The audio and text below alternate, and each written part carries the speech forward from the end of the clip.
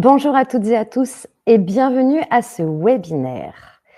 Un webinaire engagé qui va nous permettre d'ouvrir cette semaine la nouvelle semaine événementielle qui permet de fêter la qualité de vie au travail. Un webinaire engagé au cours duquel je vais avoir le grand bonheur de prendre la parole pendant 90 minutes. Ça signifie que pendant 90 minutes, je vais vous partager notre vision chez Wonjo, le regard que nous portons sur la qualité de vie au travail et aborder ce sujet qui gratte un peu, celui du changement de l'acronyme de QVT à QVCT. Alors, pour ces 90 minutes, j'ai envie avant tout de commencer par saluer et remercier les personnes qui sont présentes aujourd'hui et toutes celles qui vont regarder ce webinaire en replay. Vous êtes des acteurs, vous êtes des actrices de ce merveilleux sujet qui consiste à prendre soin du bien-être des travailleurs et de leur capacité à bien faire. Une communauté d'acteurs et d'actrices engagés qui est en train de grandir à vitesse grand V. Chaque jour, nous sommes contactés par des nouveaux consultants, coachs, des personnes qui ont décidé de vouer leur carrière à prendre soin des travailleurs et de l'expérience qu'ils font du travail. Cette grande communauté qui est en croissance n'est pas vraiment fédérée. Il n'y a pas vraiment un endroit pour nous permettre de nous retrouver, d'échanger et de discuter. Heureusement qu'il existe LinkedIn et quelques associations en local ou quelques collectifs de travail, dont celui de Wonjo, pour pouvoir nous retrouver, partager et finalement échanger entre nous sur le regard que nous portons sur ce que je vais appeler notre discipline, qui est la qualité de vie au travail. Discuter ensemble de son histoire, de sa genèse, de ses objets, de ses périmètres, de la meilleure façon dont on peut exercer cette discipline. Comment est-ce qu'on peut au mieux accompagner les organisations et accompagner les travailleurs et les travailleuses à prendre soin d'eux-mêmes et d'elles-mêmes et à prendre soin de leur entourage professionnel pour que les organisations soient performantes durablement. Cette communauté est une communauté militante. Les personnes que nous croisons, les personnes avec lesquelles nous échangeons, sont profondément engagées et ont une foi chevillée au corps.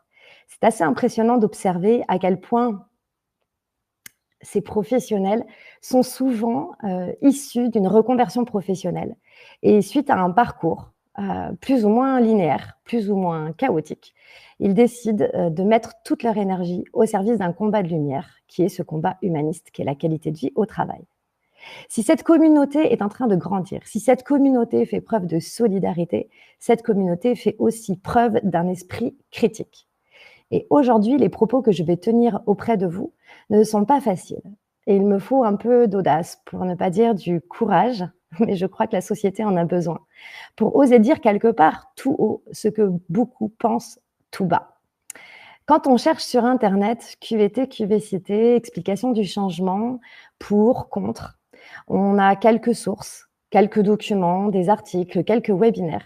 Mais c'est assez difficile de comprendre finalement les objets et les motifs profonds et réels de ce changement d'acronyme. En tout cas, moi j'ai trouvé ça assez difficile et pourtant j'y ai mis beaucoup de cœur et beaucoup de temps. Et mes consoeurs et mes confrères qui ont fait ce même exercice finissent par concéder l'usage de cet acronyme. Nous, chez Wonjo, nous avons décidé de ne pas l'utiliser, ce qui ne signifie pas que nous ne réalisons pas des audits QVCT, que nous ne livrons pas des plans d'action QVCT. En tout cas, le terme qui est dans notre bouche est toujours celui de qualité de vie au travail, QVT. Et je vais, à l'occasion de ce webinaire, vous expliquer la raison pour laquelle nous avons fait ce choix, ce pari un peu audacieux, et essayer de vous donner un maximum d'éclairage, parce que ce n'est pas une décision juste pour être des grands rebelles, ce n'est pas juste parce que nous aimons les mots, nous sommes des amoureux des mots. Non, c'est bien plus que ça. Selon nous, il y a une urgence sociétale à engager des transformations individuelles et collectives. Et si à la base, on n'est pas d'accord sur l'objet que l'on traite, la QVT, sur ses périmètres, sur la façon d'y aller, on ne pourra pas créer de l'impact et avoir l'efficacité que l'on attend. Ça me paraît important, avant de commencer, de vous partager quelques éléments sur qui je suis et finalement d'où je parle. Alors rassurez-vous, je ne vais pas vous faire une longue biographie, c'est pas le sujet, mais ça me paraît important parce que c'est moi aujourd'hui qui prends la parole. Et donc, quelque part, ce que je vais exprimer, je voudrais que vous entendiez que ça n'engage que moi. Qui je suis ? Je suis une, dirigeante, certains, appellent mon métier entrepreneur. Moi, je préfère dire entre-donneur. Je m'estime être une entre-donneuse. Voilà un peu plus de 20 ans que je crée, des sociétés, que je les développe et ce sont toutes des structures qui ont, une mission sociale, une mission sociétale. Elles relèvent toutes de l'économie sociale et solidaire.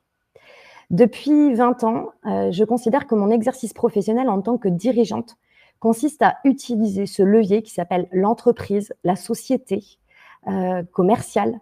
Je considère que ce sont des outils absolument merveilleux pour faire avancer nos chantiers et relever des défis sociétaux. C'est au sein de l'économie sociale et solidaire ce qui anime celles et ceux comme moi qui créent des structures.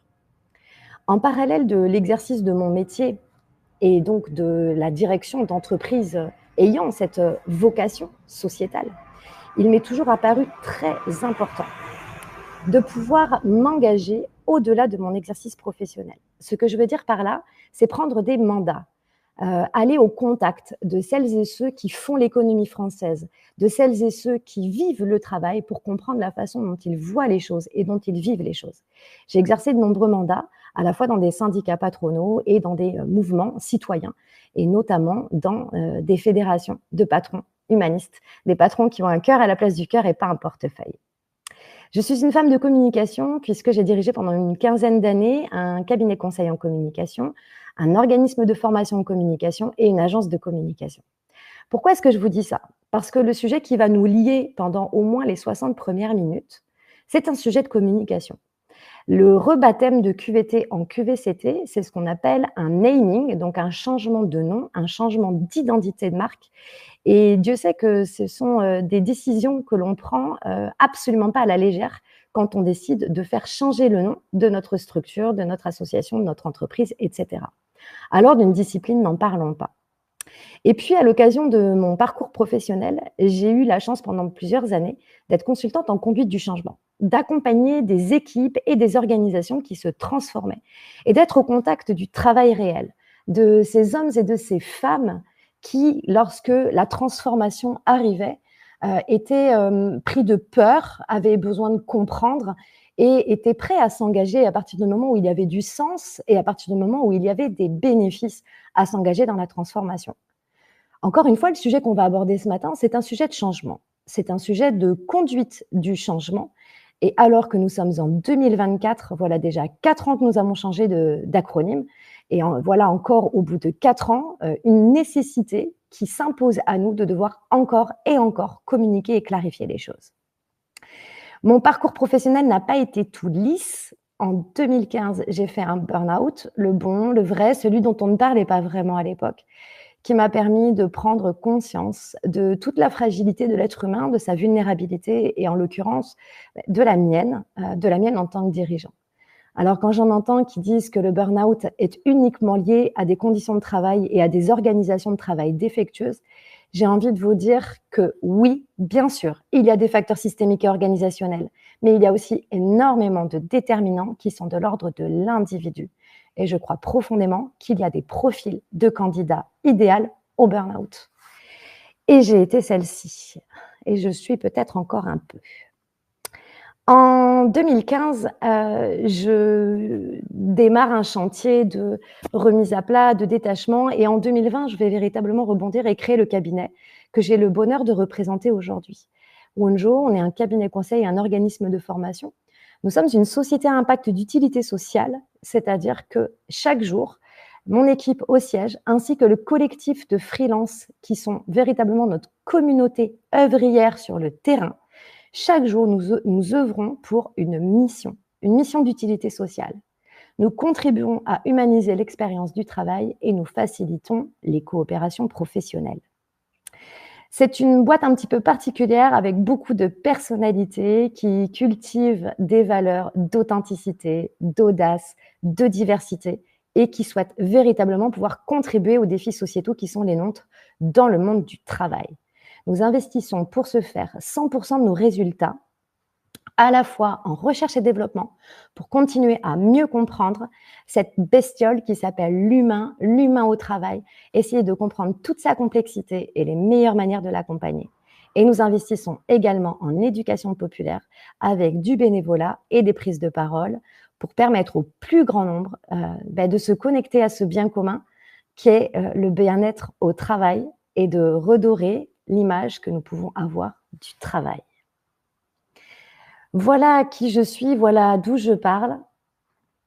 Alors, quel est le sujet qui va nous animer aujourd'hui? Celui du changement d'acronyme, de QVT à QVCT. J'aimerais juste vous rappeler dans un premier temps la genèse de cette modification d'acronyme. Les partenaires sociaux se sont réunis à nouveau dans le courant de l'année 2020 et sont parvenus à un accord pour signer un deuxième accord national interprofessionnel. C'était le 9 décembre 2020. Et ils ont décidé de concert de réviser l'appellation QVT en QVCT pour qualité de vie et des conditions de travail. Cette nouvelle appellation a été transposée dans le Code du travail et évidemment a été embarquée dans l'écriture d'une loi. Nous saluons chez Wonjo à la fois la façon dont l'ANACT mène un véritable travail de fond pour porter ce sujet. Nous avons la chance d'avoir un État français pour lequel la question du bien-être au travail et de la préservation de la santé est absolument stratégique. Et l'Agence nationale pour l'amélioration des conditions de travail déploie énormément de ressources, de moyens, d'énergie pour étudier ce sujet et actualiser la façon de l'adresser au fur et à mesure où notre société évolue, notre rapport au travail évolue et évidemment à mesure que la façon dont on vit le travail et dont on fait le travail ensemble évolue.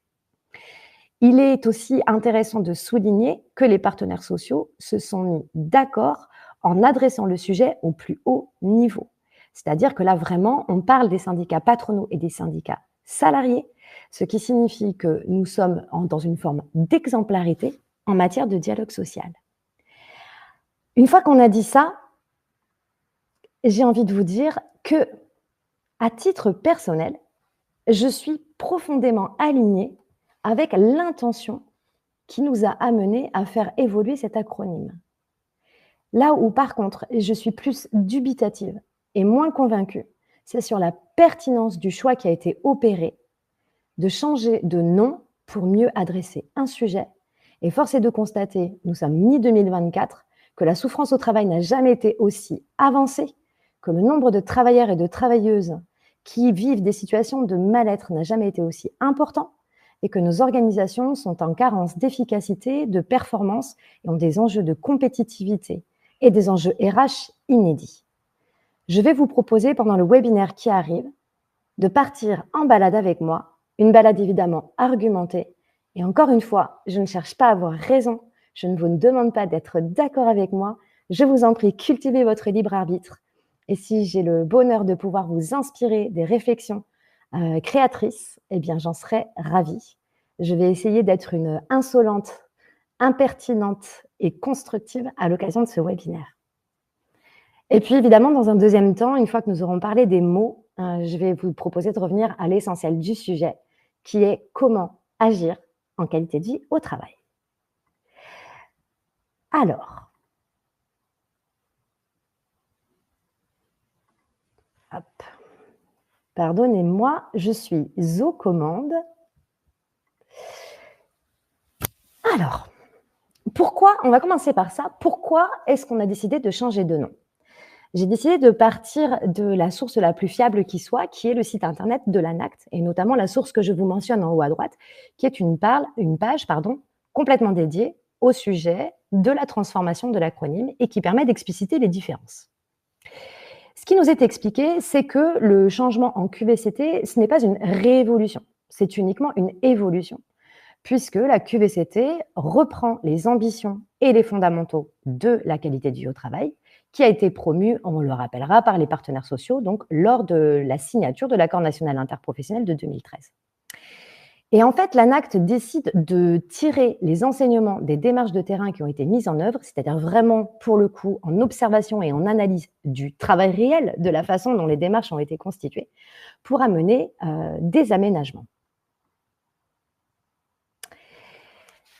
Alors, la première chose sur laquelle j'ai envie de rebondir, c'est que d'introduire le C de conditions de travail, on pourrait se poser la question de est-ce que c'est une grande nouveauté? Je vais m'en référer au texte officiel. À l'occasion de notre ANI de 2013, on dit que la qualité de vie au travail peut se concevoir comme un sentiment de bien-être au travail, perçu collectivement et individuellement, qui englobe l'ambiance, la culture de l'entreprise, l'intérêt du travail, les conditions de travail, le sentiment d'implication, le degré d'autonomie, etc., etc. Donc, dès 2013, dans les textes et dans la vision qu'on nous suggère de porter sur la QVT, on voit bien que les conditions de travail font partie de la liste des facteurs qui ont une influence sur le sentiment de bien-être au travail. Mais à ce stade, les conditions de travail apparaissent comme l'un de ces facteurs. Dans l'ANI, ce qui nous est rappelé un petit peu plus tard au niveau des articles, c'est que la qualité de vie au travail désigne et regroupe sous un même intitulé les actions qui permettent de concilier à la fois l'amélioration des conditions de travail pour les salariés et la performance globale des organisations, des entreprises, d'autant plus à partir du moment où il y a de la transformation. Donc on voit bien que les conditions de travail sont vraiment centrales dans le texte de départ. On voit qu'elles sont formulées comme étant en faveur des salariés, donc par ricochet, en bénéfice évidemment au service de la performance des organisations. Ce qu'il est intéressant aussi d'aller regarder, c'est la définition officielle des conditions de travail. Vous l'avez un petit peu plus bas directement sur la slide. On est sur une définition qui vient du ministère du Travail et qui nous permet de comprendre que finalement le périmètre et le spectre d'intervention, quand on décide d'œuvrer pour l'amélioration des conditions de travail, est absolument pluriel, est extrêmement large. OK, une fois qu'on a dit ça, à partir du moment où les partenaires sociaux et l'ANACT en tant que porte-parole observent ce qui se passe sur le terrain, ils font remonter des difficultés et des limites. Je cite, « Un grand nombre de démarches qualifiées de QVT se sont centrées sur des à-côtés du travail. De nombreuses démarches ont porté essentiellement sur l'adoption de mesures sociales et sociétales sans traiter les questions de la charge de travail, de l'intérêt du travail, de l'autonomie, de la coopération, de l'accompagnement du changement directement lié à la qualité du travail au sein de ces structures qui sont concernées. » Donc on comprend bien que le premier motif qui amène à conduire une transformation, c'est un problème d'objet. C'est-à-dire que la façon dont la qualité de vie au travail est très concrètement déclinée en termes d'action est à côté de la plaque. Évidemment, là, vous êtes toutes et tous en train de penser au baby-foot, au panier de fruits bio, aux séances de massage entre midi et 2. Oui, c'est exactement ce dont il s'agit. L'ANACT nous invite à porter notre attention sur le travail réel et non pas sur ces mesures, j'ai envie de dire périphériques, ces mesures de confort qui n'adressent pas la réalité du travail.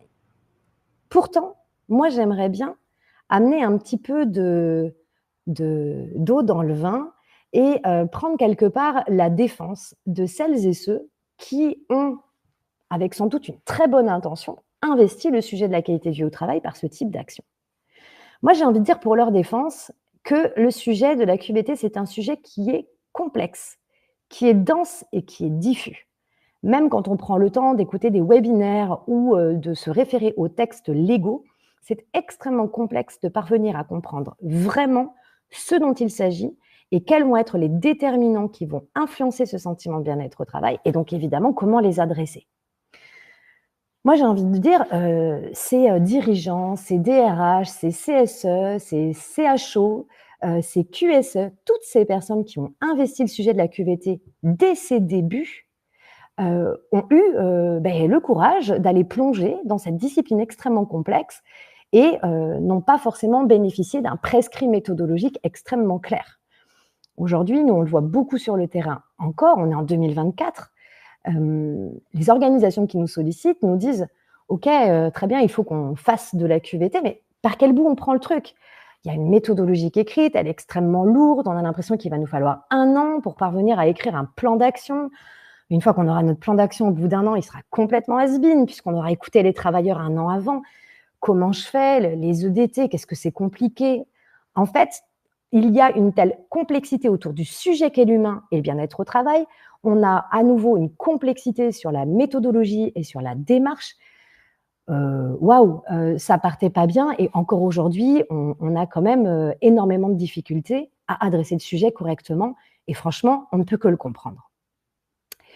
Et puis, j'ai envie pour leur défense de rajouter un autre élément, c'est que, eh bien, les dispositifs qu'ils ont mis en place, qui sont on pourrait les appeler des dispositifs de confort, contribuent à améliorer la marque employeur et on sait qu'une démarche qualité de vie au travail, qu'elle soit faite avec des démarches de confort ou avec des démarches profondément ancrées sur le travail réel, ont pour mission de redorer l'image des entreprises pour les rendre beaucoup plus attractives sur le marché de l'emploi, pour leur permettre d'attirer à elles les bons candidats, celles qui vont être alignées avec leur culture d'entreprise et qui vont imaginer, projeter, pouvoir s'épanouir et se réaliser dans ce travail et dans ces emplois.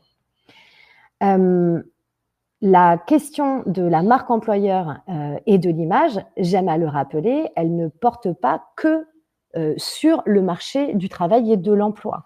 La marque employeur, elle a également une visée interne qui consiste à permettre à quiconque est salarié de l'organisation de se sentir bien dans son travail, de se sentir fier d'œuvrer dans cette organisation.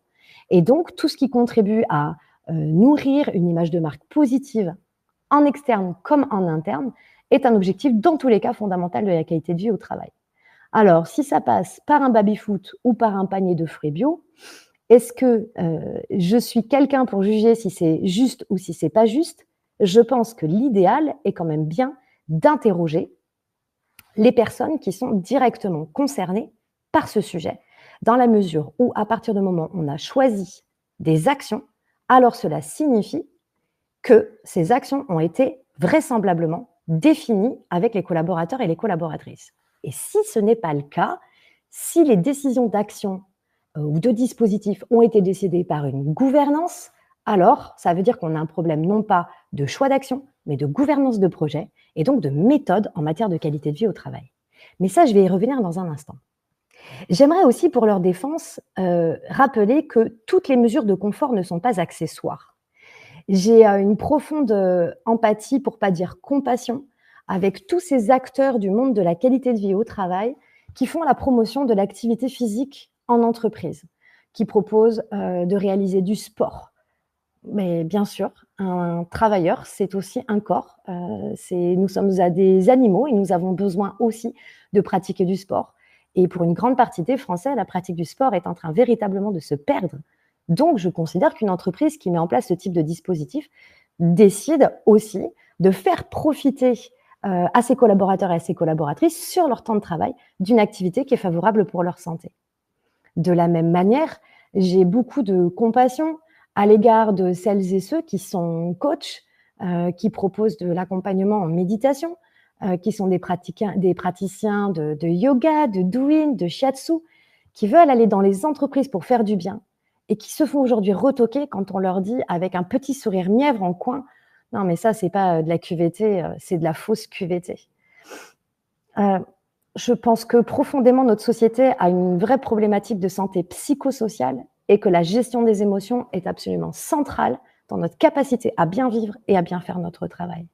Et puis, je pourrais vous prendre d'autres exemples comme celui qu'on m'a cité récemment, un dirigeant qui me dit: «Bon, bah, nous, dans notre plan d'action QVT, on avait une action qui consistait à acheter un frigidaire, mais j'ai un peu honte, il paraît que c'est pas de la vraie QVT». Dans cette entreprise, c'était un cabinet médical. Le fait de ne pas avoir de frigidaire faisait que les collaborateurs et les collaboratrices n'avaient pas d'endroit pour déposer en fait leur nourriture du midi et donc du coup pour préserver aussi des qualités d'hygiène. Je ne suis personne pour juger qu'installer un frigidaire n'est pas une démarche pertinente de qualité de vie au travail.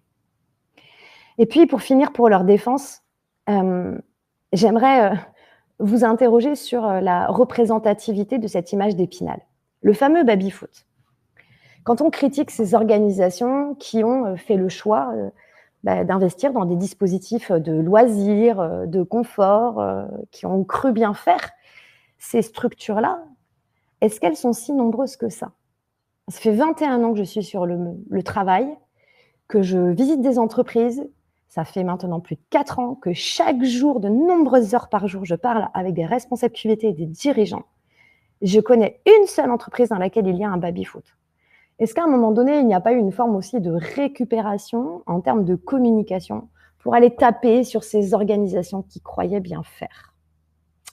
Je vous laisse y réfléchir. Alors, comme il y a ce problème d'objet constaté par l'ANACT, où encore une fois, très clairement, nous sommes complètement alignés avec le fait qu'il faut se dissocier des pratiques compensatoires d'un travail souffrance, pour autant, sans complètement les décrier et condamner leurs auteurs, encore une fois, les partenaires sociaux se sont mis d'accord pour ajouter un terme qui est conditions de travail, pour que QVT devienne donc QVCT. Et le texte dit, en tout cas la communication qui nous est faite, nous dit que c'est pour lever toute ambiguïté, puisqu'il s'agit bien de l'amélioration du travail et des conditions de travail dans lesquelles il est réalisé, qui doit être au cœur des démarches QVCT. Je ne sais pas si, pour lever une ambiguïté, le fait de rebaptiser le sujet, l'objet, la discipline, est le meilleur moyen. Si ce n'est pas clair ce dont il s'agit, est-ce qu'il n'aurait pas été plus pertinent de faire des efforts de communication pour véritablement clarifier ce dont on parle, pour que toutes celles et ceux qui ont envie de mettre de l'énergie là-dedans puissent avoir une meilleure compréhension, conscience du sujet et de l'ensemble des déterminants qui permettent de mieux vivre et de mieux faire le travail. Mon point de vue, c'est qu'il est beaucoup plus nécessaire d'investir dans de l'éducation dite populaire, dans des actions de sensibilisation auprès de nos gouvernances, de nos dirigeants, de nos instances représentatives du personnel, plutôt que de changer un mot. Ça me fait penser, vous savez, au terme bienveillance, où de plus en plus de personnes disent ah ça, je ne veux plus en entendre parler, j'en peux plus de ce mot, la bienveillance. Mais le problème, c'est pas la bienveillance, c'est pas le mot le problème. Le problème, c'est la façon dont on est bienveillant, alors qu'on peut dire qu'on l'est et dans les faits ne pas vraiment l'être. C'est des désalignements, c'est des comportements qui peuvent être incongruents. Si la façon de réaliser une action, si la façon de se comporter n'honore pas le mot, en quoi changer le mot va-t-il permettre de changer les choses? C'est un problème d'objet et ce que l'on apprend aussi des motifs profonds de ce changement de nom, c'est que c'est aussi un problème de méthode. Très clairement, il est constaté sur le terrain que beaucoup de démarches qualité de vie au travail ont rencontré des difficultés à maintenir, je cite, une dynamique durable. Donc, sous-entendu, on met en place des comités QVT, on part avec plein d'énergie, on va changer les choses, et puis petit à petit, l'engagement s'étiole. Finalement, le désengagement contre lequel on lutte au sein de l'organisation, on est en train de le reproduire au sein du comité QVT. Et donc la dynamique s'essouffle alors que le problème, lui, continue de perdurer, voire même s'amplifie. Et on constate aussi sur le terrain qu'un certain nombre de démarches QVT ont été menées, je cite, par les directions avec une trop faible association des personnes concernées. C'est-à-dire, je reviens à l'exemple que je vous prenais à l'instant, que les décisions d'action sont finalement prises dans des antichambres ou dans des organes qui ne sont pas représentatifs de la population qui est concernée par le dispositif de qualité de vie au travail. Les partenaires sociaux décident, avec ce changement d'acronyme, de tirer les enseignements de ces pratiques de terrain et donc de proposer aux entreprises des principes méthodologiques qui sont absolument incontournables et évidemment en invitant à adapter systématiquement l'approche, la méthode en fonction des enjeux et en fonction des moyens de la structure. Principes méthodologiques qui n'ont pas énormément bougé de 2013 à 2020. J'interroge, et la question est ouverte, j'interroge en quoi rebaptiser QVT en QVCT permet de redresser les pratiques. Je vous pose exactement la même question que sur la première partie de l'argumentation des slides précédentes. Si, encore une fois, c'est la façon dont on fait la QVT qui ne convient pas, alors pourquoi est-ce qu'on ne met pas plutôt de l'énergie à expliciter, à éduquer les leaders, à leur donner des billes, des méthodos extrêmement simples et concrètes pour qu'ils puissent passer d'une intention de départ à une mise en œuvre avec un comité qui perdure, avec une démarche qui est profondément efficace. Je crois absolument nécessaire et il n'est absolument pas trop tard, de mettre de la clarté également et d'officialiser la place de la qualité de vie au travail dans les instances de gouvernance. Et quand je parle d'instances de gouvernance, je ne parle pas que de la direction, je parle aussi des instances représentatives du personnel.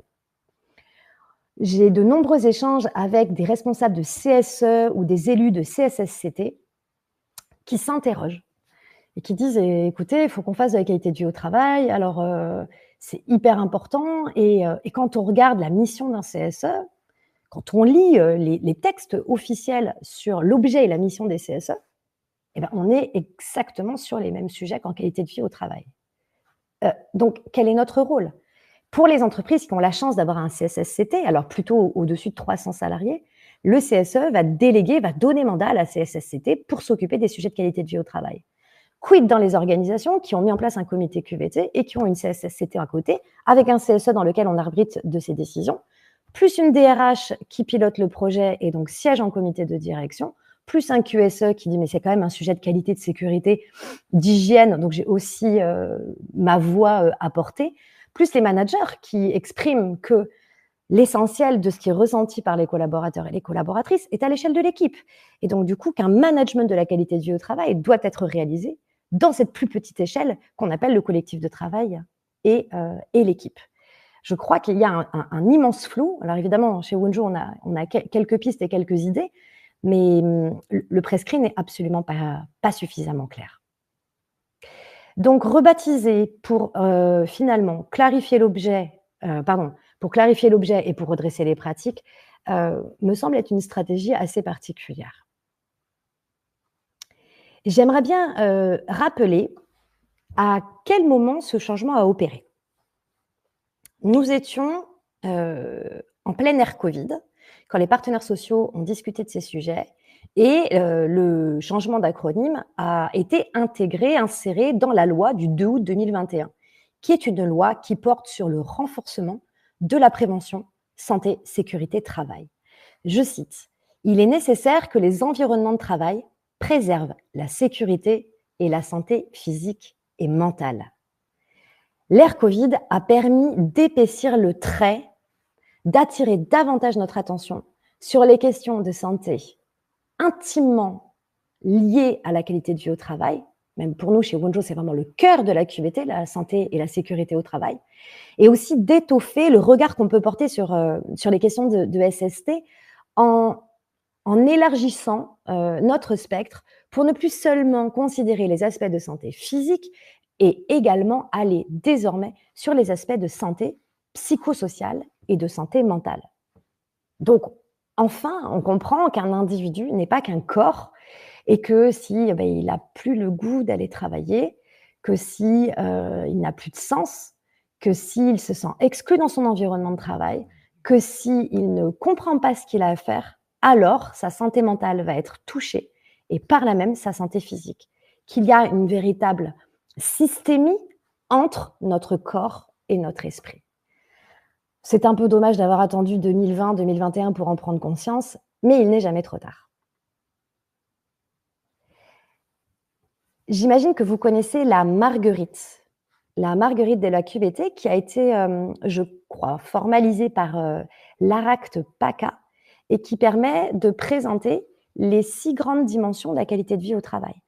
En 2013, on nous explicite que si l'on souhaite prendre soin de la QVT, alors on doit prendre soin des 6 pétales que vous voyez ici et des 6 grandes dimensions.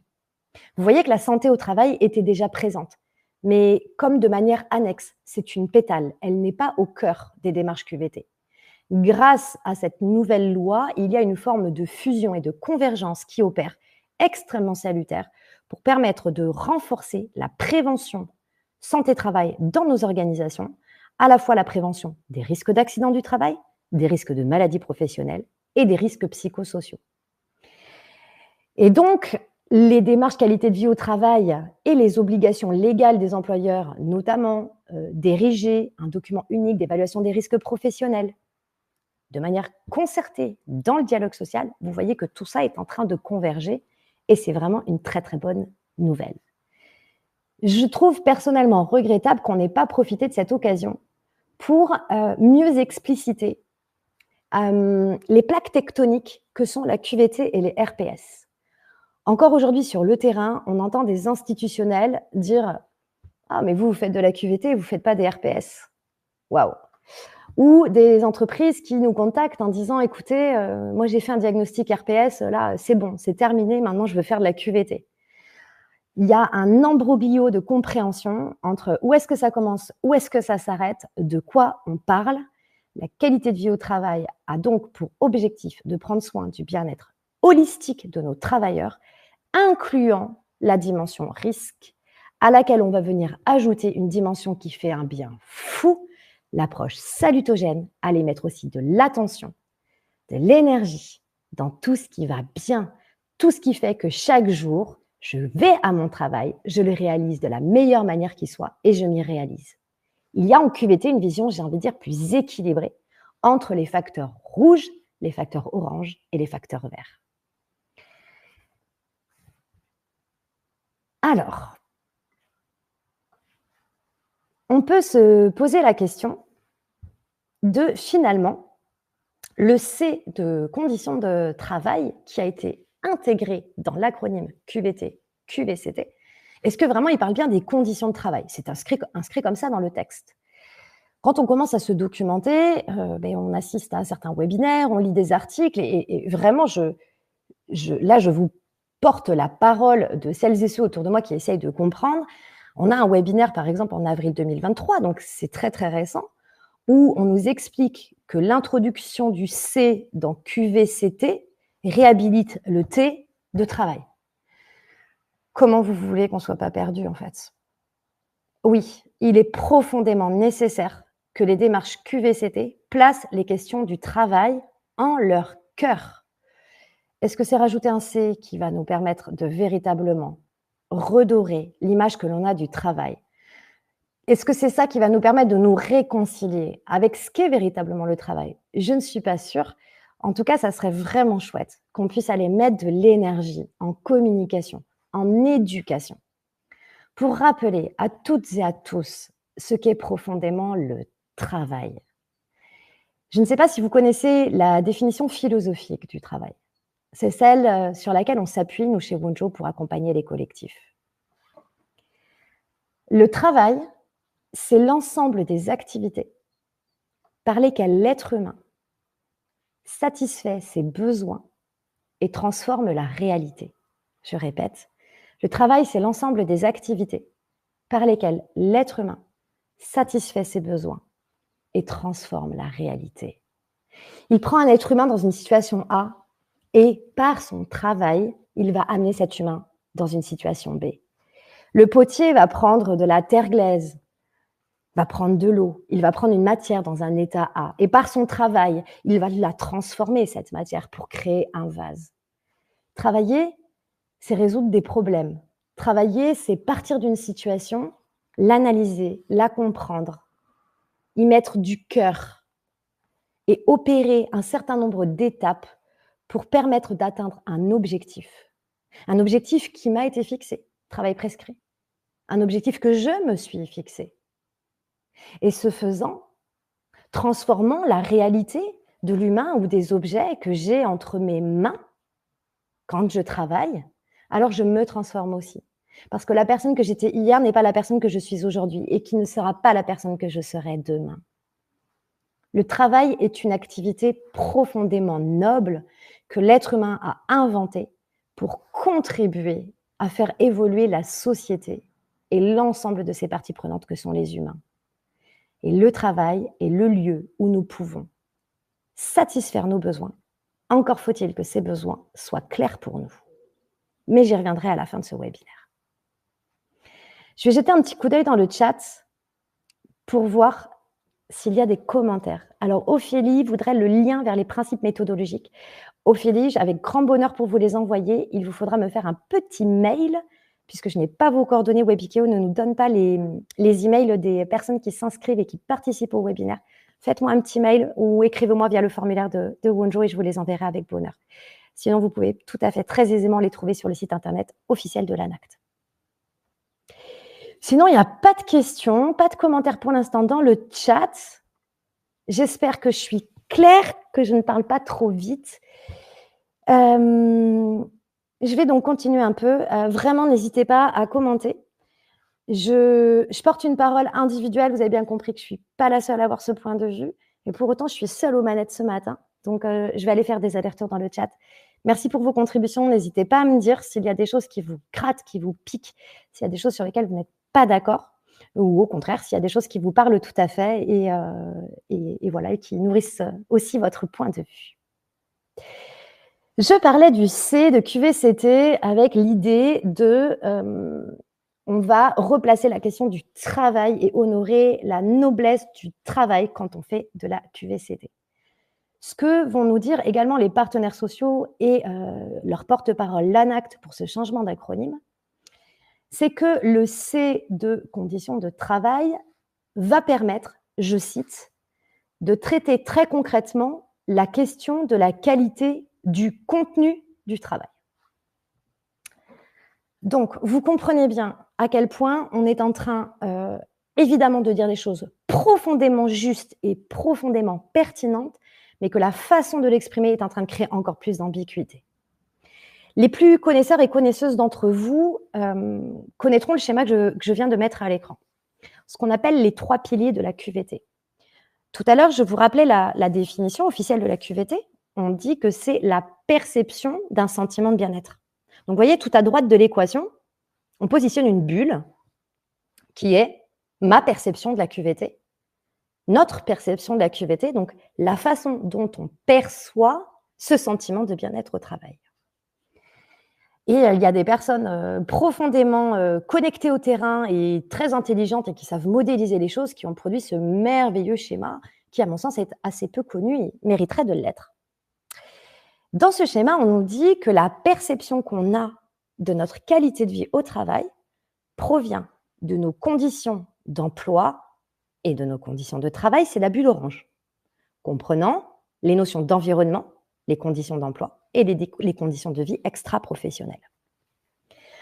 On nous dit que la perception de la QVT provient de notre perception de ces conditions et de notre capacité à nous exprimer et à agir sur notre travail. Est-ce qu'on a la possibilité de vivre une vie collective, des réunions d'équipe, etc., qui soient participatives? Est-ce que nos instances représentatives du personnel pratiquent un dialogue social qui nous permet de savoir que la question de la QVT est vraiment inscrite dans l'agenda, dans l'ordre du jour, dans le calendrier du partenariat social? On vient chercher aussi autour de cette nécessité de pouvoir s'exprimer et agir sur le travail, la question de la posture managériale et de la capacité que nous avons, nous autres encadrants, à créer des espaces de dialogue, non plus de dialogue social, mais de dialogue professionnel, permettant à chaque membre de notre équipe d'avoir la liberté de se sentir suffisamment en sécurité psychologique, en confiance dans la relation managériale ou dans les rituels managériaux en équipe, pour exprimer ce qu'ils pensent, ce qu'ils ressentent, pour être force de proposition, pour suggérer des actions en faveur de l'amélioration de ce sentiment de bien-être au travail. Et puis, pour nourrir notre capacité de nous exprimer et d'agir sur notre travail, il y a bien évidemment le soutien de nos collectifs, la solidarité, dans un binôme, dans une équipe de travail, dans un service, dans un département, dans une entreprise, dans un groupe. Tous ces hauts-longs auxquels nous appartenons et qui sont interconnectés et dont nous pouvons sentir la présence, la solidarité et le soutien et qui créent les conditions permettant d'être les acteurs et les actrices de notre vie, où on peut cultiver notre droit d'avoir de l'esprit critique, de ne pas être d'accord. Le désaccord est profondément constructif. Au-delà donc des conditions d'emploi et de travail, de la capacité à s'exprimer et à agir sur notre travail, cette merveilleuse équation des 3 piliers de la QVT nous rappelle que notre perception de la qualité de vie au travail est aussi et profondément liée au contenu de notre travail. Est-ce que le travail que je fais me plaît? Est-ce qu'il est utile? Est-ce qu'il porte du sens pour moi, pour mes collègues, pour mon manager, pour mon organisation, pour la société? Est-ce qu'à l'occasion de mon exercice professionnel, Je contribue à utiliser je peux utiliser mes aptitudes et est-ce que j'ai la possibilité de développer mes aptitudes? Est-ce que mon travail est apprenant? Est-ce que j'ai la possibilité, quand je travaille, d'avoir une visibilité de l'ensemble des étapes dans lesquelles, mon activité professionnelle s'inscrit? Est-ce que je peux réaliser une tâche de A à Z?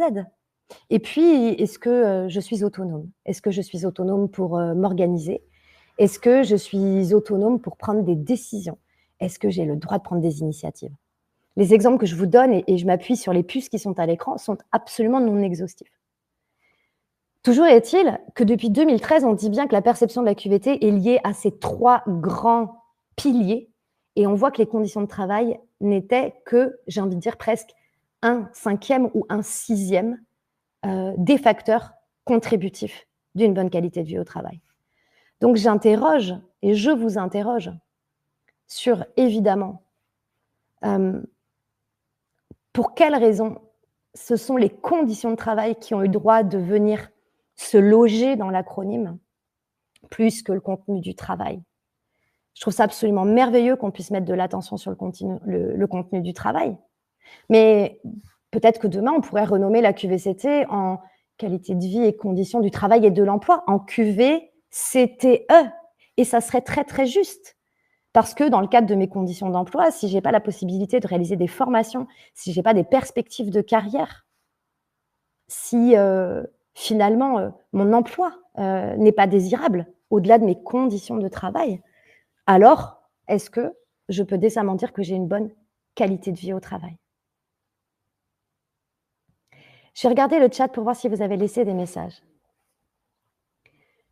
Je suis impressionnée d'être alignée avec ce que tu dis. Ce matin, j'en parlais avec ma coach et du message que je voulais véhiculer dans mon approche professionnelle. Bon, merci. Alors, il y a d'autres personnes qui sont alignées avec moi. Alors, pour continuer, je voudrais préciser que quand on parle de conditions de travail, rappelez-vous ce que je vous ai dit au tout début et la définition officielle du ministère du Travail. En fait, c'est comme si on englobait tout dans les conditions de travail. Et donc, OK, si les périmètres sont extrêmement clairs et qu'on sait que les conditions de travail englobent l'intégralité des déterminants et des facteurs qui ont une influence sur notre sentiment de vie au travail, alors c'est OK de dire qualité de vie et conditions de travail. Par contre, il va falloir réviser la façon de comprendre les choses. Je serai la première cliente, mais je sais que je ne serai absolument pas la seule. Et sans doute réviser des modèles comme celui qui sont là sous nos yeux, qui permettent de comprendre effectivement, de manière très, très concrète et pragmatique, ce qui a une influence sur notre perception de notre sentiment de bien-être au travail. Alors, ce qu'on a constaté, nous, sur le terrain, quand l'acronyme QVT est devenu l'acronyme QVCT, avec, encore une fois, toutes ces bonnes intentions, à mon sens, plutôt des problèmes de stratégie de communication, parce qu'encore une fois, mieux faire comprendre l'objet et mieux faire comprendre la méthode, pour moi, ça n'obligeait absolument pas à changer de terme. Quand on a vu toutes ces modifications opérer, en fait, on a retrouvé sur le terrain ce que je vais appeler des impacts négatifs. C'est-à-dire que malgré la pureté et la pertinence de l'intention de mieux clarifier, en fait, on a créé de l'ambiguïté. Et pourquoi? C'est simplement les règles en communication. À partir du moment où on crée un changement, eh bien, on crée de la confusion. J'en veux pour témoins les dirigeants, les responsables de CSE, les DRH, les QSE, qui nous contactent en disant bon Emmanuel, bon, on avait une démarche qualité de vie au travail, là maintenant il faut qu'on revoie tout parce qu'il faut qu'on fasse de la QVCT. Waouh! J'en veux ces travailleurs et ces travailleuses qui nous disent mais vraiment, ça veut dire que du coup, quand j'évalue comment ça va pour moi et que je juge mon sentiment de bien-être au travail, avant je disais ma qualité de vie au travail, elle n'est pas bonne. J'ai pas une bonne qualité de vie au travail. Et donc maintenant, je dois dire j'ai pas une bonne qualité de vie et conditions de travail. Enfin, ça sonne pas en fait. Et pourtant, les premières personnes dans lesquelles on a envie de mettre dans la bouche le mot et la compréhension du sujet, ce sont vraiment les travailleurs et les travailleuses. Dans les autres impacts négatifs, et vous allez me trouver un peu moqueuse, et je le concéderai, Il y a une vraie difficulté, d'appropriation de l'acronyme. Alors c'est en train un petit peu de s'améliorer, mais encore très, très récemment, comme le prouvent les impressions écran que je vous ai positionnées sur cette slide, on se trompe. Au lieu d'écrire QVCT, on écrit QVTC. Ce qui est logique puisque, l'acronyme VTC est dans notre langage commun. Ces chauffeurs, de taxi, qui, adhèrent à des réseaux, parallèles au réseau, officiel et exercent, un métier de, VTC. Quand on cherche sur Google, QVTC, on nous propose d'essayer avec l'orthographe QVCT, donc merci Google de rétablir le titre. Et ce qui me brise le cœur, c'est de voir que même des sites internet officiels, des structures qui sont, vraiment des grands acteurs de la santé, sécurité au travail ou du dialogue social, peuvent se retrouver à faire l'erreur et que, finalement, même sur Google, on laisse vivre en fait, cette erreur. Vous voyez sur la gauche, j'ai fait une impression écran, de la recherche sur Google, qui nous dit que la QVTC, c'est l'acronyme qualité de vie et conditions de travail. Bon voilà. J'avais envie dans cette première partie de vous parler, de clarifier les motifs, d'essayer de non pas de, comment dire? De dévaloriser l'intention. Le propos n'est absolument pas là, mais de souligner le fait qu'on a, individuellement et collectivement un chantier énorme de clarification et donc c'est un chantier de communication. C'est un chantier de communication parce que, ça va peut-être vous sembler, superficiel pour celles et ceux qui, sont pas fans de la com, de la pub. Si on veut traiter un sujet, on est obligé de le comprendre. On est obligé de savoir de quoi il s'agit. S'il n'y a pas d'appréhension, de compréhension et si profondément ça ne fait pas vibrer celles et ceux qui doivent porter le sujet, encore une fois à l'échelle individuelle et à l'échelle collective, on ne peut pas y arriver. Ça signifie qu'aujourd'hui, en 2024, nous avons un effort de communication, nous professionnels de la QVT, vous toutes et tous, acteurs et actrices de la QVT, pour arriver à mieux faire comprendre ce dont il s'agit, embarquer les directions, les gouvernances, les instances représentatives du personnel et toutes celles et ceux qui ont envie de mettre de l'énergie à clarifier les choses et à offrir des repères méthodologiques pour accompagner. Parce qu'au final, alors que ça fait 50 minutes que je vous tiens la jambe pour parler de QVT, QVCT, au final, est-ce que c'est vraiment grave? Le sujet, c'est pas ça. Le sujet, c'est pas le nom que porte notre discipline. Le sujet, c'est pas les lettres que l'on emploie pour parler de ce sujet. Le sujet de fond, c'est d'agir. Je vous le disais tout à l'heure, il y a un niveau aujourd'hui de difficulté pour les travailleurs et travailleuses à se comprendre et être compris des autres qui est énorme. On a le sentiment qu'il y a des omertas, c'est tout à fait culturel. On ne se parle pas de ces sujets. La qualité de vie au travail, si on veut pouvoir en prendre soin, il faut absolument pouvoir disposer de compétences qui sont des compétences de communication. C'est-à-dire la capacité à faire preuve de pédagogie, d'explication et la capacité à créer des espaces de dialogue sur le travail, ce qu'on appelle les EDT d'ailleurs dans notre jargon. Offrir des temps où on suspend l'activité œuvrière pour métacommuniquer, c'est-à-dire communiquer sur la façon dont on coopère ensemble. Il y a une compétence de communication à avoir pour engager les changements, pour faire bouger les lignes et pour associer et embarquer celles et ceux qui sont concernés par le sujet, pour qu'enfin les vrais sujets remontent et que donc les décisions d'action qui soient prises soient des véritables réponses pertinentes aux attentes des travailleurs et des travailleuses. Mais on ne peut pas le faire sans vous.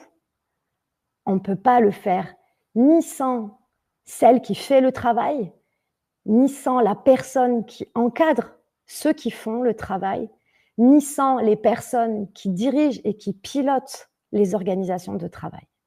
C'est un projet coopératif, collaboratif. Lancer une démarche de qualité de vie au travail, c'est un projet. C'est un projet qui doit se faire ensemble. Vous allez voir, il y a énormément de documentation, des choses super intéressantes, très léchées, souvent complexes et souvent lourdes à mettre en œuvre. Oui, mais finalement, si vous vous interrogez sur comment je peux mettre en œuvre une démarche qualité de vie au travail, moi j'ai envie de vous dire, calmez-vous, ce n'est qu'une gestion de projet et ce n'est qu'une démarche qualité. Alors souvent, quand on dit ça sur le terrain, ce n'est qu'une démarche qualité, les gens sont un petit peu traumatisés par les ISO 9001, les ISO 26000, toutes ces démarches qui sont extrêmement procédurières, lourdes, longues. Bon, moi, je vais essayer de vous proposer une vision extrêmement, extrêmement simplifiée. Et c'est celle qu'on utilise, nous, chaque jour sur les terrains chez Wonjo. Si on veut engager une démarche qualité de vie au travail et déployer une méthode projet, la première étape, c'est qu'il va falloir qu'on comprenne quelle est la situation de laquelle on part. Rappelez-vous ma définition du travail où on va transformer la réalité. On prend des humains dans une situation A, par exemple, avec du risque psychosocial avancé, absolument pas de TMS, un accord télétravail qui satisfait tout le monde. OK, on part en fait d'une photo, d'une situation qu'il s'agit d'aller photographier. Je dirais même plus qu'il faudrait scanner. Si on n'a pas à la base ces graines dans un terreau fertile, si on n'a pas ces graines qui sont la compréhension fine du vécu subjectif des travailleurs, et si du coup on n'arrive pas à objectiver, c'est-à-dire à mettre en commun ces visions subjectives pour élaborer un état des lieux réaliste, complet, alors comment est-ce qu'on peut par la suite se projeter dans des solutions et déployer une démarche? La première étape d'une démarche qualité de vie au travail consiste en évaluer la situation de travail vécue individuellement et collectivement. Et j'y reviendrai tout à l'heure beaucoup plus en détail. Mais juste pour vous donner la vision globale, évaluer permet de comprendre, mais si on décide de transformer une situation, de conduire un changement, une transformation dans la façon de faire le travail ensemble et de vivre le travail ensemble, quand on a pris la photo de situation du point A, il s'agit ensemble de discuter des objectifs, donc du point B. Quel est l'objectif qu'on poursuit? Une bonne démarche qualité de vie au travail génère des espaces dans lesquels les collaborateurs et les collaboratrices vont pouvoir discuter des priorités de QVT. Et encore une fois, des priorités vertes, orange et rouge. Verte, qu'est-ce qui va bien et qu'il faut préserver et conforter? Orange, qu'est-ce qui clignote, sur lequel il faudrait qu'on soit en vigilance pour que ça ne passe pas du côté rouge de la force? Et puis rouge, quels sont les enjeux qui aujourd'hui nuisent à notre capacité à bien faire notre travail et nuisent à notre santé en tant qu'individu travailleur? Dans cette deuxième étape, collectivement, avec du partage de pouvoir, une personne égale une voix, il s'agit d'amener l'ensemble du collectif à se positionner sur où il lui semble pertinent d'aller mettre de l'attention, de l'énergie, donc demain des actions. Définir des priorités, définir des objectifs. Petite parenthèse sur les objectifs. La plupart du temps, on arrive à voir des démarches QVT avec des enjeux de QVT relativement bien formulés, comme améliorer notre marque employeur, préserver la santé des collaborateurs. Ça, ce sont des enjeux. Mais les enjeux méritent d'être déclinés en priorités d'action et les priorités d'action déclinées en objectifs. Je ne vais pas vous faire ce matin un petit cours sur comment on formule un objectif, mais un objectif qui est évanescent, qui est flou, on ne sait pas de qui on parle, on ne quantifie pas et on ne planifie pas l'objectif, a toutes les chances de ne pas pouvoir être piloté et mesuré en aval. Et donc, potentiellement, de décrédibiliser l'efficacité des actions qui auront été entreprises. Après l'étape d'évaluation et donc la projection sur un avenir désirable conjoint, l'étape suivante consiste à choisir les solutions. Il s'agit de faire en sorte que toutes les travailleuses et de tous les travailleurs, chacun sur leur unité de travail, en fonction du métier qu'ils réalisent, dans un contexte qui a été bien circonscrit, que ces personnes-là puissent être force de proposition. Elles sont les premiers et les premières concernés par l'activité de travail. Et c'est en ça où je reviens vraiment au sujet central, qu'est la qualité du travail réalisé et la centralité de la question du travail en QVT. Puisqu'il n'y a pas de qualité de vie au travail sans qualité de travail, alors donnons le pouvoir, la possibilité à celles et ceux qui le réalisent d'être force de proposition et de faire remonter, de partager dans la confiance les solutions qui sont préconisées par eux. Qu'est-ce que concrètement on va mettre en place pour adresser tel sujet? Qu'est-ce qui, toi, te ferait du bien? De quoi, toi, tu aurais très concrètement besoin? Et à partir du moment où les actions qui sont remontées sont redondantes et convergent, alors se dessinent les grandes lignes d'un plan d'action de QVT collective. Et quand certaines demandes, certaines actions, certaines solutions sont à la marge et relèvent purement et simplement du pouvoir d'agir des individus, alors il s'agira, dans la guidance de cette démarche qualité de vie au travail, de responsabiliser les travailleurs et les travailleuses sur leur propre pouvoir d'agir personnel. Par exemple, l'ambiance de travail peut être un sujet traité collectivement, mais peut être aussi un sujet à traiter uniquement avec une ou deux personnes qui ont une influence dans le système du collectif de travail qui est dépréciante. La quatrième étape consiste concrètement à expérimenter les solutions qui auront été validées avec l'ensemble des leaders internes, gouvernance et instances représentatives du personnel. On passe en phase 4 à une phase active qui se voit concrètement sur le terrain et qui va consister en déployer différentes actions, différents dispositifs, encore une fois pour adresser les sujets et atteindre les objectifs qui ont été fixés à l'étape numéro 2. J'insiste sur le fait, encore une fois, que les actions peuvent être de l'ordre collectif, mais il y a également des actions qui peuvent être à l'échelle individuelle. Quand je disais tout à l'heure, on parle, là, on est en train de faire un combat des mots, QVT, QVCT. Bon, le sujet, c'est agir, c'est se bouger, c'est faire avancer les choses. J'aimerais que vous entendiez que, et en tout cas, c'est le point de vue que j'essaye de vous partager, que ce n'est pas seulement à l'étape 4 qu'on agit. Souvent, on oppose ça à mes pairs qui sont en charge des missions ou des projets QVT. On leur dit non, mais quand est-ce que concrètement sur le terrain, on va voir les choses bouger? Et donc, en fait, on attend de ces personnes-là qu'elles soient déjà sur la phase 4, la phase d'action. À vouloir aller trop vite, on passe à côté d'une évaluation fine, on passe à côté d'un éveil de prise de responsabilité, d'un éveil des consciences qui sont absolument nécessaires pour la durabilité du projet QVT si on ne les associe pas à la définition des objectifs et au choix des solutions. Ce que je veux dire par là, c'est que dès l'étape 1, dès l'étape d'évaluation, à partir du moment où on embarque les travailleurs et les travailleuses, qu'on les invite à aller regarder à l'intérieur, à évaluer leur sentiment de bien-être au travail, la façon dont ils perçoivent ce sentiment, à partir du moment où on commence par la démarche évaluative, à les inviter à se questionner sur les déterminants qui ont un impact sur leur qualité de vie au travail. Est-ce que ce sont leurs conditions d'emploi, leurs conditions de travail? Est-ce que c'est le contenu du travail? Est-ce que c'est le fait qu'ils ne se sentent pas suffisamment libres pour s'exprimer ou pour agir? Et là, je vous donne juste le rappel des grands piliers. Il y a au total presque 280 déterminants qui ont un impact sur notre sentiment de bien-être au travail.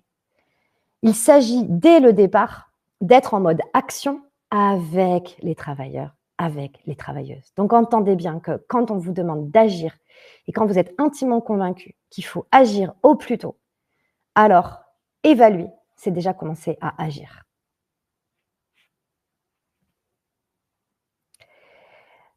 OK. Puisque c'est une démarche projet et que le sujet consiste à prendre une situation A pour l'amener à une situation B, puisqu'on est en démarche d'amélioration des conditions de travail ou de la qualité de vie au travail, c'est une démarche qualité. Ce qui signifie que les quatre étapes là, extrêmement opérationnelles que je viens de vous présenter supposent en amont d'avoir réalisé un cadrage de projet, défini une organisation du projet, une gouvernance avec une instance, que ce projet, à partir du moment où il a été clarifié et qu'on décide de le lancer, il faut absolument embarquer l'ensemble des parties prenantes par une communication interne qui soit motivante, qui soit attractive, qui soit claire. Et puis pas qu'une communication interne qui vient du corporate et qui dit ça y est, on lance une démarche qualité de vie au travail pour ci ou pour ça. C'est aussi une communication managériale. C'est-à-dire, encore une fois, que les managers de proximité sont les premiers relais et les relais les plus importants pour être les porte-paroles de cette démarche salutogène qui est en train de se mettre en place. Et puis, il y a la communication interne corporate, la communication managériale, mais il y a également la communication sociale réalisée par les instances représentatives du personnel, qui eux aussi ont des porte-voix, des espaces, une légitimité, une crédibilité pour motiver les collaborateurs et les collaboratrices à faire confiance en cette démarche et à s'y engager véritablement. Et puis une démarche projet, une démarche qualité, ça se cadre, ça se lance et puis ça s'anime. Donc évidemment, on a en général un organe, un comité QVT, une cellule QVCT, peu importe, un groupe de travail, peu importe comment on l'appelle, mais en tout cas un groupuscule de personnes qui prend le sujet à bras-le-corps et qui est le garant du déploiement de la démarche étape après étape, qui va chercher systématiquement à optimiser chacun des rouages de cette grande machine, et puis qui aussi, au sein de ce comité QVT, va vivre une expérience fabuleuse. Je vais m'arrêter juste un instant là-dessus. Animer une démarche qualité de vie au travail et faire partie de l'organe de pilotage, c'est avoir la chance, peut-être pour la première fois dans sa carrière professionnelle, de faire partie d'un collectif de travail dans lequel il n'y a pas de hiérarchie. Chaque personne a sa propre voix, a le droit de ne pas être d'accord, a le droit de poser des questions, parce qu'il n'y a pas de questions bêtes, a le droit de donner son avis, a le droit de contribuer aux décisions. Chaque membre du comité de pilotage est libre de s'exprimer et va pouvoir faire une expérience absolument merveilleuse de partage de pouvoir. Et je crois profondément, en tout cas nous chez Wonjo, c'est comme ça qu'on anime les comités QVT. Je crois profondément que ce qui est vécu au sein de cet organe-là, encore une fois par des membres qui sont représentatifs de l'ensemble des populations qu'on souhaite accompagner en matière de QVT, toutes ces personnes-là, ensuite, elles redescendent sur le terrain dans leur métier, dans leurs services respectifs. Et donc, elles vont aussi porter le goût de ce changement et de cette nouvelle façon de discuter le travail, de voir le travail, de vivre le travail. Et elles vont pouvoir l'essaimer petit à petit au sein de leurs équipes respectives.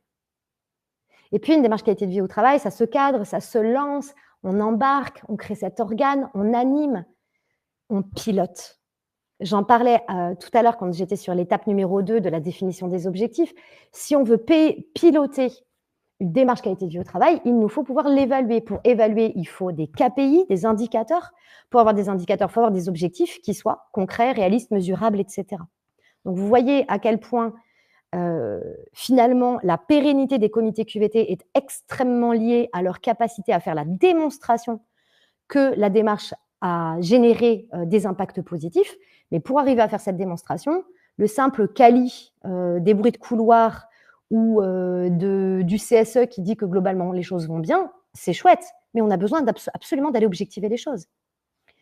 Ce qui m'amène à une forme de boucle vertueuse, comme c'est toujours le cas dans les démarches d'amélioration continue. Quand on en est rendu à l'étape d'expérimentation, d'action, on mesure au plus près, on évalue, on pilote et on repart en boucle vertueuse à l'étape numéro 1, qui est l'étape d'évaluation.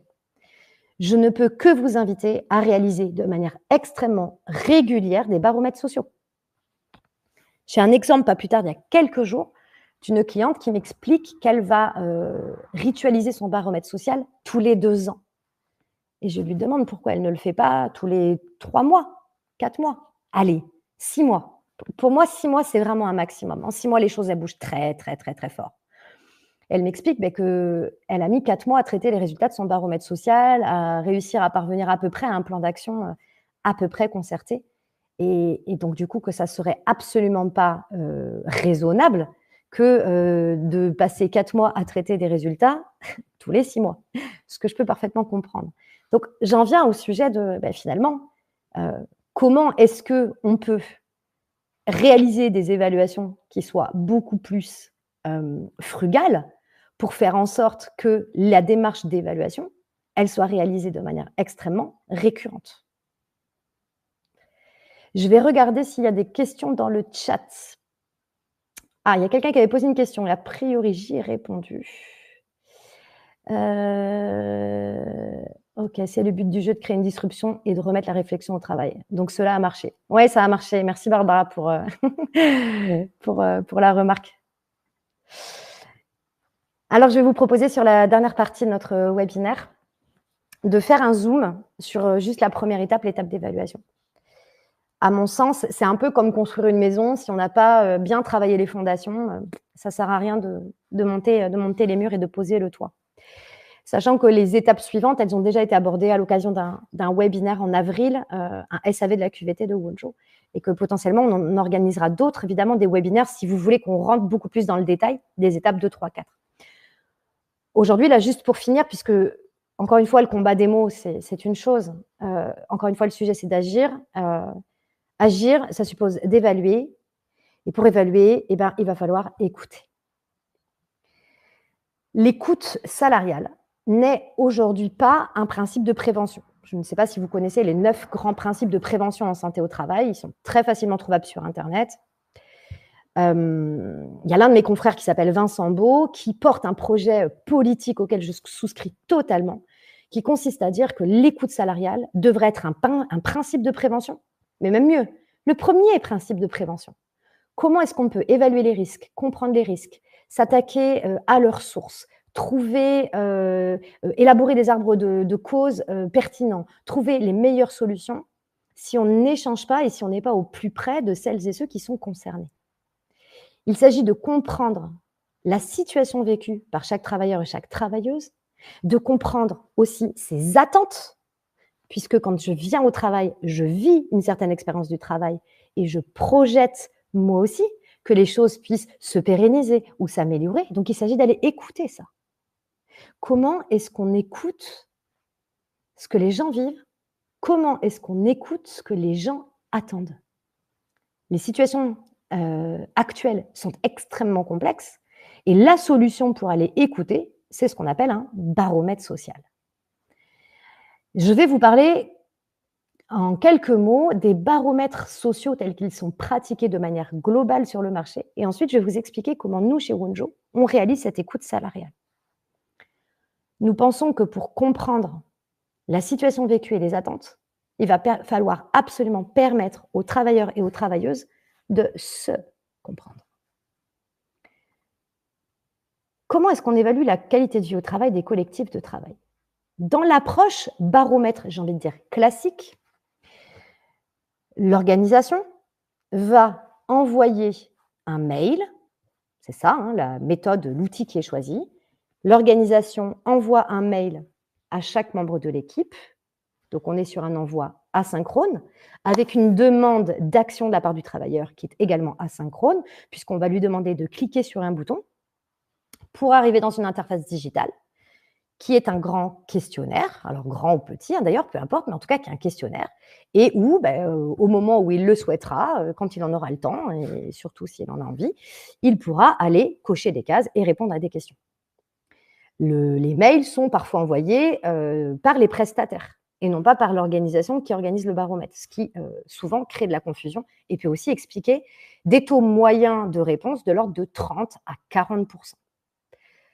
Donc, l'approche baromètre classique, c'est un envoi d'un email où l'organisation, donc souvent la directrice des ressources humaines, le CSE, va dire au travailleur, s'il te plaît, sois sympa, prends un peu de temps pour m'écrire, pour remplir le formulaire, pour me dire ce que tu penses de moi. C'est-à-dire qu'aujourd'hui, les baromètres sociaux cherchent à évaluer l'attractivité de l'organisation. Le sujet qui est posé, qui est sous-jacent, c'est elle. C'est-à-dire que c'est vraiment l'organisation, l'entreprise, l'association, la collectivité qui se demande: est-ce que je plais à mes collaborateurs, à mes collaboratrices? C'est la raison pour laquelle souvent, ces baromètres sociaux sont baptisés des enquêtes satisfaction. On va chercher à savoir si le collaborateur et la collaboratrice est satisfait de l'organisation qui l'emploie. Donc, on se retrouve dans une approche baromètre classique, parce qu'il serait beaucoup trop compliqué d'aller faire un entretien en tête-à-tête avec chacun des collaborateurs. Donc, sous prétexte de facilité, on envoie un email. Donc, on crée de la distance et de la latence en termes de temps. Donc, c'est absolument pas nourricier pour la qualité de la relation. On va venir la déshumaniser Et puis, quelque part, on va attendre des réactions et des réponses qui sont cachées quelque part derrière un écran et dans les résultats, dans le dashboard du baromètre social. Donc, on n'est absolument pas en direct live confronté à la réponse du travailleur.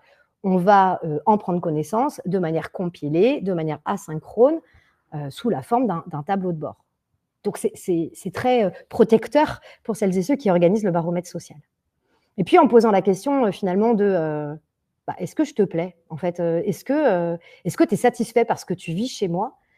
C'est comme si, de manière sous-tendue, l'organisation embarquait l'idée qu'elle est responsable du vécu des salariés. Comme si finalement, elle était quelque part en posture basse, où elle laisse la puissance aux travailleurs de juger, de critiquer et donc évidemment de demander, pour ne pas dire d'exiger, qu'il y ait un certain nombre de choses qui changent et qui bougent.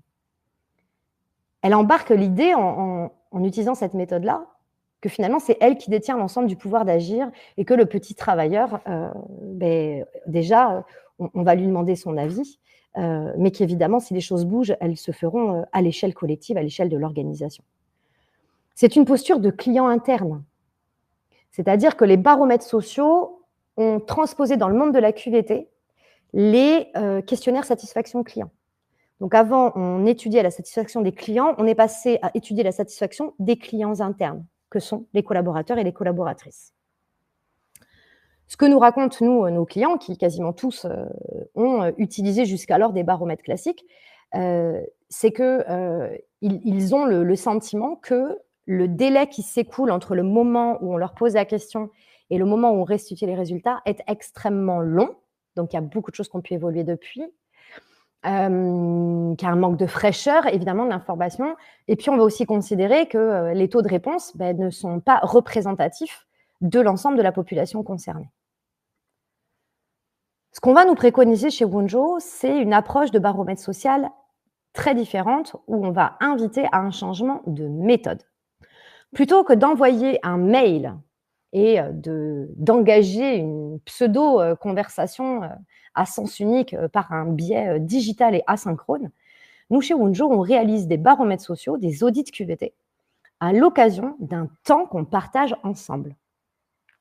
Donc oui, je suis en train de vous parler d'un atelier, je suis en train de vous parler d'un séminaire, c'est un espace au cours duquel nous allons communiquer et parler de notre expérience de vie, du travail. Nous allons échanger et discuter, prendre un temps ensemble pour s'exprimer et pour s'écouter les uns les autres. Et on va parler de quoi? On ne va pas demander si l'entreprise leur plaît. On ne va pas leur demander s'ils sont satisfaits de ce qu'ils vivent. On va répondre à la vraie question de la qualité de vie au travail. Je m'explique. La qualité de vie au travail est un sentiment de bien-être au travail qui est perçu. Le sujet, c'est pas qu'est-ce que tu penses de moi. Le sujet, c'est comment tu vas. La vraie question d'un baromètre social et d'une écoute salariale, c'est comment tu vas. Comment tu vas, toi, cher travailleur, dont la santé m'importe, dont le sentiment d'efficacité personnelle m'importe. Comment tu vas? Et est-ce que du coup tu es heureux avec moi? Et j'utilise haïtien le terme heureux, même si je sais qu'il fait aussi beaucoup couler d'encre et de pixels. Le sujet, ça va être d'aller évaluer le sentiment de bien-être au travail de chacun des membres de l'équipe, ce qui va témoigner d'une volonté humaniste où la direction va pouvoir, grâce à cette nouvelle façon de questionner, montrer qu'elle a complètement conscience que son premier capital, ce sont ces hommes et ces femmes, que ça l'intéresse vraiment que les gens aillent bien, pas de savoir si y a tel dispositif qui fonctionne ou qui ne fonctionne pas. La question, c'est comment tu vas. C'est d'amener l'individu à se poser lui-même cette question. Parce qu'à partir du moment où l'entreprise offre les ressources pour vivre cette introspection, alors elle est déjà en train d'agir et elle est déjà en train de renforcer chez l'individu son sentiment de pouvoir agir. Elle est en train de le reconnecter au fait qu'il a une part de responsabilité dans ce qu'il vit. Et que donc, du coup, tout ce qui va bien, c'est peut-être aussi grâce à lui et pas qu'à l'entreprise. Et peut-être que ce qui ne va pas, bah, il a peut-être une responsabilité aussi pour traiter et régler ces facteurs pathogènes du travail. C'est un profond changement de méthode, un changement de cible d'attention que l'on vous propose, nous, chez Wonjo, et qu'on réalise sur le terrain maintenant depuis un petit moment. On n'est plus sur une approche client interne, on est sur une approche partie prenante. Tous acteurs et toute actrice, chacun va se retrouver à l'occasion de notre baromètre social, bénéficiaire immédiatement, en temps réel, à la vue de tous, en un clic du baromètre social qui consolide les données collectives.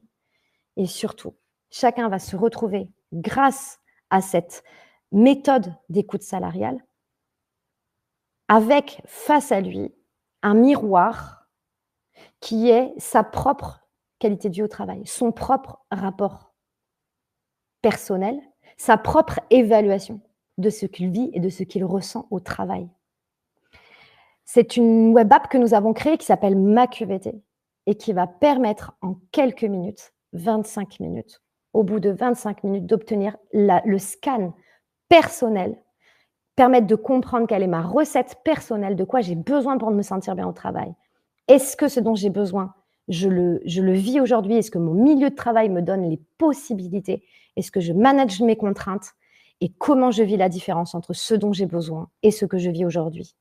Et ce rapport personnel, c'est un véritable cadeau que fait l'entreprise pour, encore une fois, responsabiliser et reconnecter les gens avec leur pouvoir d'agir, qui est ensuite consolidé à l'échelle collective. La façon dont on réalise des baromètres sociaux chez Wonjo, c'est avec un format qui s'appelle la fresque de la QVT.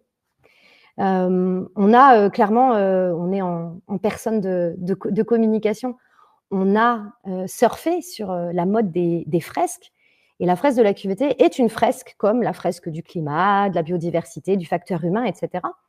C'est une fresque, mais c'est une fresque qui est un petit peu adaptée dans le sens où elle n'a pas que pour objet d'éveiller et de sensibiliser les participants au sujet qui est traité, en l'occurrence la QVT.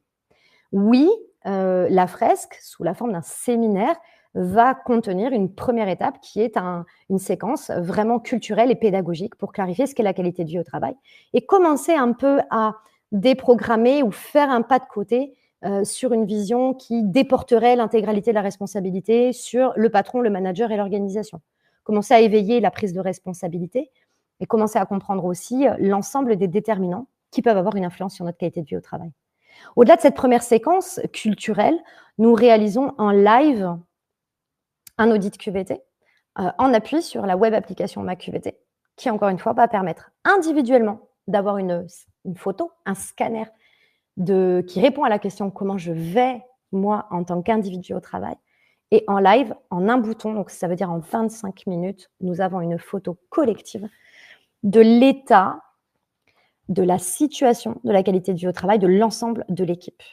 Et puis, la fresque va durer sur une journée et donc, à l'issue de la réalisation du baromètre social, les équipes, évidemment, on va renforcer leur capacité à s'exprimer et à agir sur le travail. Au gré d'un voyage dans les priorités, qualité de vie au travail, dans les enjeux auxquels l'équipe doit faire face, ils vont bouger au gré d'ateliers et pouvoir aller plonger dans la façon dont les choses sont vécues, thématique par thématique, en sortir des pistes d'action et de solutions. Et ce sont ces ateliers d'intelligence collective où le pouvoir est totalement partagé, qu'à l'issue de la journée, l'organisation a un plan d'action, en tout cas une belle première version déjà bien aboutie, un plan d'action qui est concerté. Ce qui signifie qu'avec la fresque de la QVT, on arrive en 7 heures à réaliser une étape culturelle, une étape de communication interne, d'embarquement du collectif de travail, de motivation.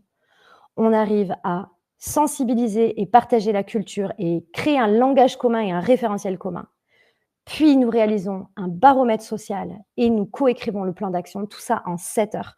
Voilà une méthode qui a été éprouvée. Aujourd'hui, on est à plus de 40 fresques qui permet de renforcer l'engagement individuel, de nourrir la cohésion d'équipe, d'honorer le dialogue social et vraiment aux gouvernances de pouvoir agir, puisque c'était bien le sujet de cette deuxième partie du webinaire, permet à la gouvernance d'agir de manière extrêmement efficace en un temps très court.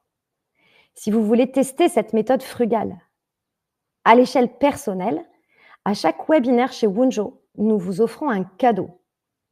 Le baromètre social dont je vous parlais, il consolide des résultats individuels et ces résultats individuels sont générés grâce à une passation d'un questionnaire. C'est l'application MaQVT qui permet, via un questionnaire digital, de prendre conscience de ma recette QVT, d'évaluer mon vécu et de voir aussi comment je vais pouvoir renforcer mon pouvoir d'agir.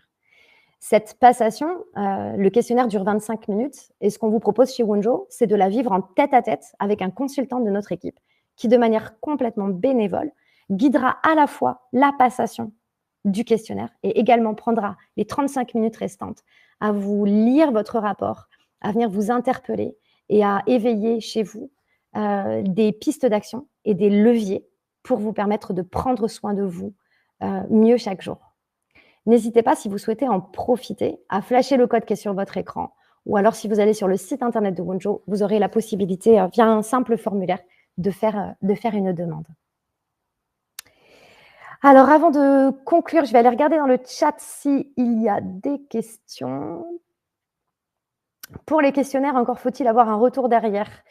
Et oui, les vraies problématiques l'une des problématiques des baromètres sociaux classiques, c'est que, le cas encore il n'y a pas très, très longtemps, d'une cliente qui me disait: «On a l'habitude de faire des baromètres tous les ans et jamais on a en fait donné les résultats aux collaborateurs et aux collaboratrices». Ça paraît dingue de faire ça et évidemment, comment voulez-vous que la 3e ou 4e année, ils aient toujours envie de répondre? Bien sûr.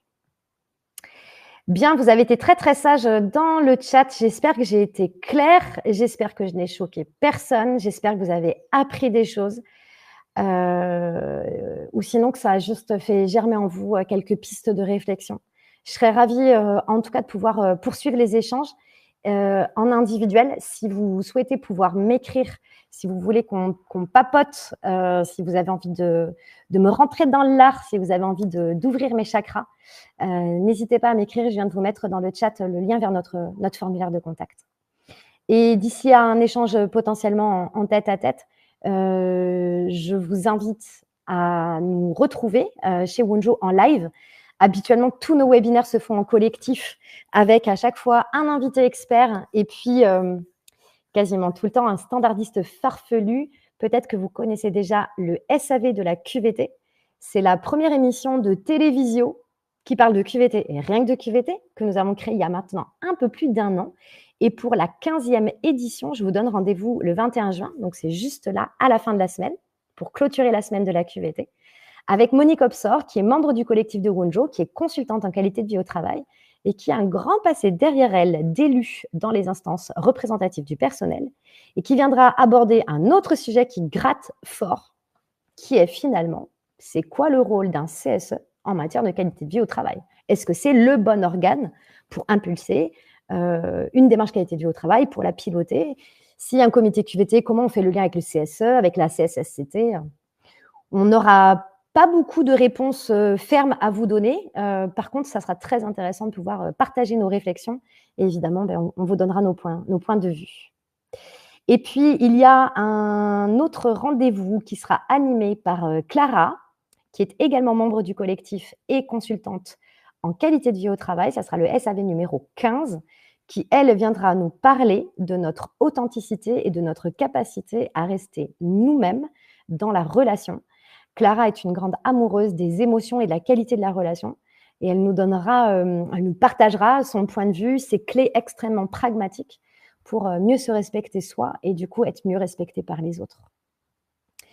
Nous animons des webinaires très régulièrement. Si vous voulez consulter les replays de l'ensemble de nos webinaires précédents, ils sont tous sur notre chaîne YouTube.